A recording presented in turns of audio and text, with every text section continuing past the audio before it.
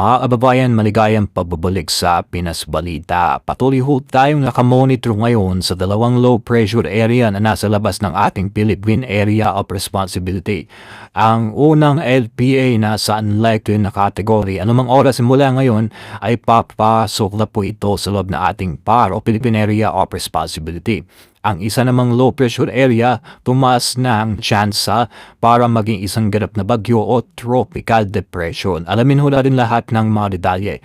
Kung makikita ho ninyo sa ating mapa, yung unang LPA o low pressure area, meron po lokasyon na 1,020 kilometers east of northeastern Mindanao. Pag sinabi nating unlikely ang low pressure area, pwede ang malusaw, pwede ang lumakas into low chance medium hanggang sa maging high chance na tropical depression or mahinang bagyo. Ito po ay papasok na o pa-enter na sa ating Philippine Area of Responsibility. Ang isa namang LPA meron pong distansya o lokasyon na 2,595 kilometers east of northeastern Mindanao. High category o high chance na ito para maging bagyo o tropical depression.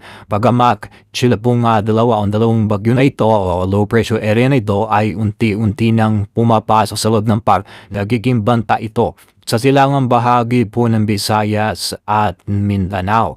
Ito po, hindi pa naman ito o wala pa naman itong direktang epekto sa anumang bahagi po ng ating bansa. Pero pinag-iingat na ang bahagi ng Eastern Visayas, Eastern Mindanao at ilang bahagi po ng North Luzon sa posible pong magiging epekto nito sa mga susunod na mga linggo o mga araw. Alamin natin ang ating tinatawag na forecast weather condition, kung anong panahon bang nakaka-epekto ngayon sa malaking bahagi po ng ating bansa. Easterlies pa rin na nakaka-epekto sa area ng Zamboanga Peninsula at Palawan. Asahan po ngayong hapon hanggang sa gabi ang cloudy skies with scattered rains and thunderstorms. Dahil sa easterlies, posible ang mga pagbaba sa mababang lugar at landslide po sa mga landslide prone area. Sa parte naman ng Metro Manila, nalalabing bahagi ng Luzon, Visayas at Mindanao, asahan din natin ng partly cloudy to cloudy skies with isolated rain showers or thunderstorms dahil din sa easterlies.